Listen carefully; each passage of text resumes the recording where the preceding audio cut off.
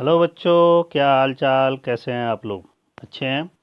अच्छे रहिए, स्वस्थ रहिए, पढ़ते रहिए। तो आइए हम स्टार्ट करते हैं। आज का हमारा सब्जेक्ट है कास्ट अकाउंट।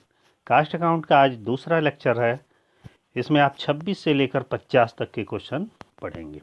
तो ये आपका एमसीक्यू क्वेश्चन है, लेकिन वीडियो को स्टार्ट करने से पहले मैं चाहूँगा कि जो भी हमारे चैनल पर नए हैं तो चैनल को एक बार ज़रूर सब्सक्राइब और बेल आइकन पर प्रेस कर दें, और अधिक से अधिक अपने फ्रेंडों में बाबू वीडियो को शेयर करें। तो आइए स्टार्ट करते हैं कास्ट अकाउंट का सेकंड लेक्चर्स। 26 नंबर हमारा क्वेश्चन कह रहा है कि भारत में लागत लेखांकन का विकास किस सन में हुआ था? भारत में लागत लेखांकन का विकास 1920, 1932, 1944, 1947। तो इसमें कौन सा ऑप्शन सही है? ऑप्शन डी सही है, अर्थात 1947। ठीक है, आगे बढ़ते हैं। सेकंड नंबर क्वेश्चन मतलब 27 नंबर। 27 नंबर क्वेश्चन कह रहा है लागत लेखांकन का जन्म एवं विकास का मुख्य कारण क्या है? इसका मुख्य कारण है यूरोप की औद्योगिक क्रांति, विवेकीकरण में वैज्ञानिक प्रबंध, व्यावसायिक प्रतिस्पर्धा और उपरोक्त सभी। तो ये तीनों ही रीजन है जिसके वजह से लागत लेखांकन का विकास हुआ था, इसलिए उपरोक्त सभी सही है। डी ऑप्शन सही है। 28 नंबर, मूल्य निर्धारण में सहायक होता है। मूल्य निर्धारण में क्या सहायक होता है? ध्यान दीजिएगा। मानक लागत लेखांकन, लागत लेखांकन, उत्तरदायित्व लेखांकन और लागत गणना। तो बता दें, जैसे हम टेंडर वैल्यू निकालते हैं तो मूल्य ही निकालते हैं, तो इसका प्रयोग कहाँ हम करते हैं? लागत लेखांकन में करते हैं, इसलिए ऑप्शन बी हमारा सही है। ठीक है, 29 नंबर क्वेश्चन की ओर चल रहे हैं कि एक वह लागत इकाई है जो एकल आदेश से बनती है, उसे क्या कहा जाता है? कोई भी लागत इकाई जो एकल आदेश से बनती है उसे उपकार समूह, उत्पाद समूह, उपरोक्त सभी क्या कहा जाता है? तो उसको समूह कहा जाता है। क्या कहा जाता है? समूह कहा जाता है। कौन सा समूह? समूह नहीं कहा जाएगा बाबू, वो उपकार्य हमारा होता है। क्या होता है? उपकार्य। तो पहला ऑप्शन सही है। 30 नंबर क्वेश्चन कह रहा है कि आदर्श लेखांकन के गुण। आदर्श लेखांकन के क्या गुण हैं? आसानी से समझ में आ जा सके। अगला है लेखों को शुद्ध रखने की क्षमता हो। अगला है शीघ्र सूचनाएं देने की क्षमता हो, और उपयुक्त सभी। तो ये डी ऑप्शन सही होगा, चारों ही होगा। फिर आगे बढ़ते हैं 31 नंबर क्वेश्चन कि यह प्रणाली कार्य पूरा न होने की अवस्था में अधूरे कार्य की लागत की गणना की जाती है।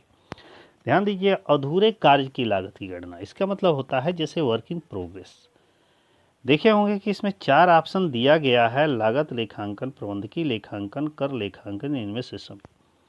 तो लागत लेखांकन ही ऐसा है, जैसे इस सब्जेक्ट में, इस पेपर में एक चैप्टर है कि कास्ट अकाउंट। कास्ट अकाउंट का एक पार्ट है जिसका नाम है कॉन्ट्रैक्ट, अर्थात ठेका। ठेके में होता था कि कोई भी कार्य, बिल्डिंग, सड़क वगैरह बनाया जाता था तो उसका कुछ भाग पूरा हो जाता है, कुछ अधूरा रहता है, कुछ प्रोग्रेस में रहता है। तो यहाँ प्रश्न कह रहा है कि कार्य पूरा न होने की अवस्था में अधूरे कार्य की लागत की गणना किसमें की जाती है? लागत लेखांकन में की जाती है। ऑप्शन ए सही है। 32 नंबर कह रहा है कि विभिन्न लागतों को ऐतिहासिक लागत ज्ञात करना कहलाता है।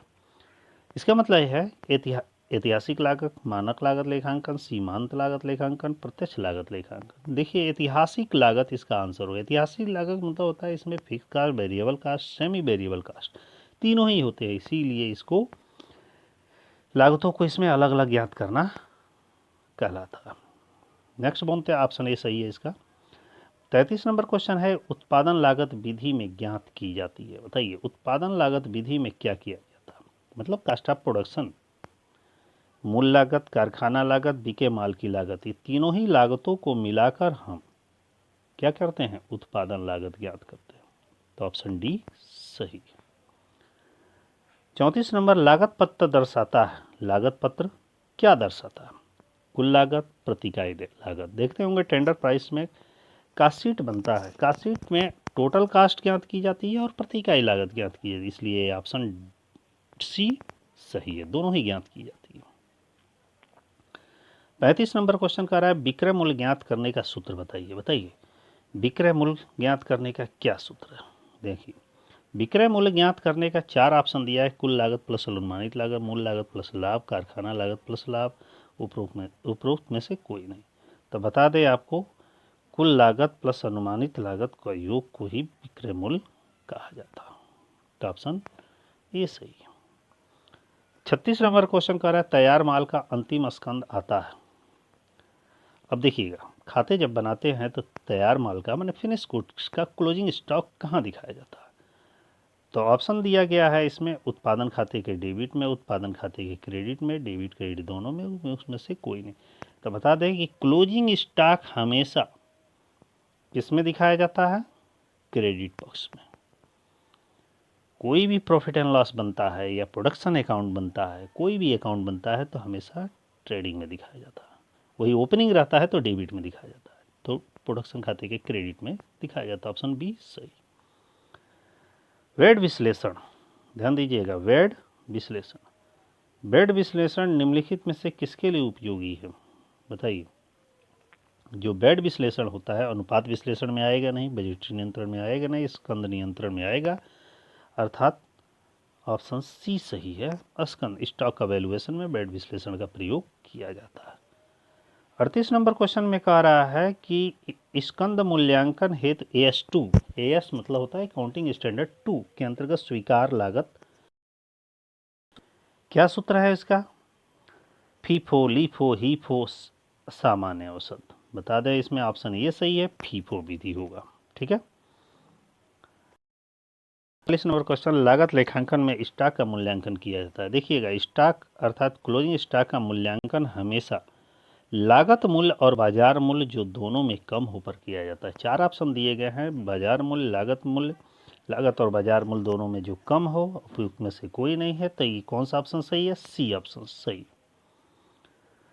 40 नंबर क्वेश्चन कह रहा है एबीसी विश्लेषण का उपयोग निम्न में से किया जाता है, किस कार्य के लिए किया जाता है? एबीसी विश्लेषण अनुपात विश्लेषण में नहीं किया जाता, बजटीय नियंत्रण में भी नहीं किया जाता, विक्रय बजटिंग में नहीं किया जाता है, किस में किया जाता है? स्कंद नियंत्रण इन्वेंट्री वैल्यूएशन में किया जाता है, इसलिए ऑप्शन सी सही है। नेक्स्ट 41 नंबर को, सतत सामग्री जांच निम्न में से किसका अंग है? सतत सामग्री जांच मतलब कंटिन्यू जांच किसका अंग है? वार्षिक सामग्री जांच का, निरंतर सूची जांच का, एबीसी विश्लेषण का, मितव्ययी का। निरंतर सूची जांच को ही सतत जांच कहा जाता है, ऑप्शन बी सही है।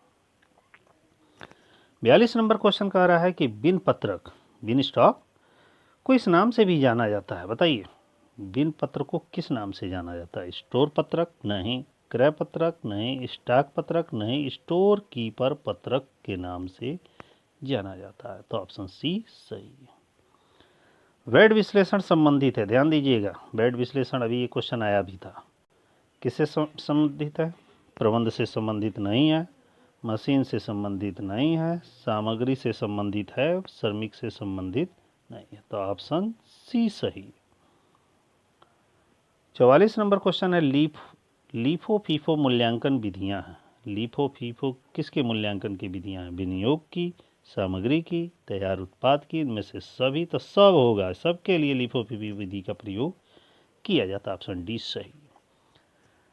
45 नंबर क्वेश्चन कह रहा है टर्नओवर, स्टॉक टर्नओवर अनुपात जाना जाता है। स्टॉक टर्नओवर अनुपात किस कार्य के लिए जाना जाता है? ध्यान दीजिएगा, दिया गया है इसमें नगद अनुपात के लिए, लागत अनुपात के लिए, स्टॉक अनुपात के लिए और लाभ अनुपात के लिए। किसके लिए जाना जाता है बताइए?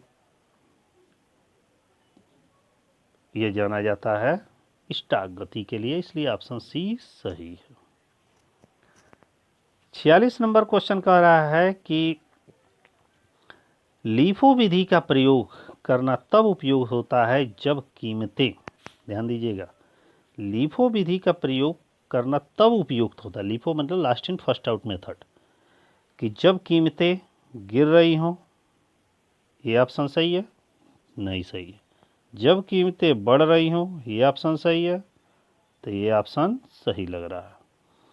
तो इसको छोड़िए, मैं बता रहा हूँ कि ऐसे आइए, कीमतें गिर रही हों उस समय नहीं किया जाता है, स्थिर हो उस समय भी नहीं किया जाता है, उपयुक्त सभी भी नहीं हो, अर्थात जब कीमतें बढ़ रही हों उस समय किया जाता है।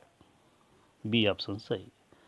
47 नंबर क्वेश्चन, जब प्रक्रिया में वास्तविक उत्पादन, जब प्रक्रिया में माने प्रोसेस में वास्तविक उत्पादन सामान्य से कम होती है तो दोनों के मध्य का अंतर कहलाता है। क्या कहलाता है? सामान्य हानि? नहीं। असामान्य हानि सही, सामान्य लाभ गलत, असामान्य लाभ गलत। तो क्या कहलाता है?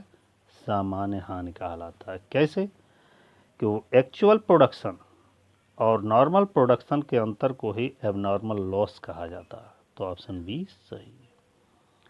48 नंबर क्वेश्चन, निविदा मूल्य मतलब टेंडर प्राइस अभिव्यक्त करता है, क्या अभिव्यक्त करता है? ध्यान दीजिएगा, कुल उत्पादन लागत, विक्रय लागत, अनुमानित विक्रय को और गत अवधि के लागत पत्र को। तो बताइए रहे कि टेंडर प्राइस जो हमारा होता है वो किस चीज़ को इंडिकेट करता है? वो अनुमानित लागत को करता है। किसको?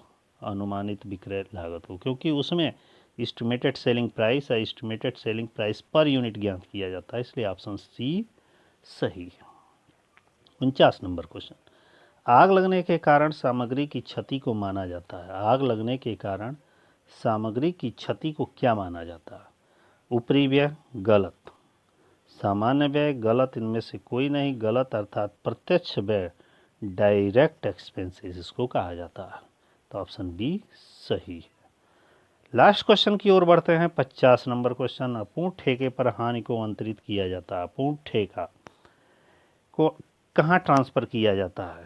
बताइए, लाभन खाते में, क्रियात्मक खाते में, उपयुक्त दोनों में, प्रमाणिक कार्य में। तो बता रहे हैं ये नीचे का तीनों पार्ट गलत है। लाभ हानि खाते में अपूर्ण ठेके की राशि को ट्रांसफ़र किया जाता है, इसलिए ऑप्शन ए सही है। इस तरह हमारा ये 25 क्वेश्चनों का सीरीज कंप्लीट होता है।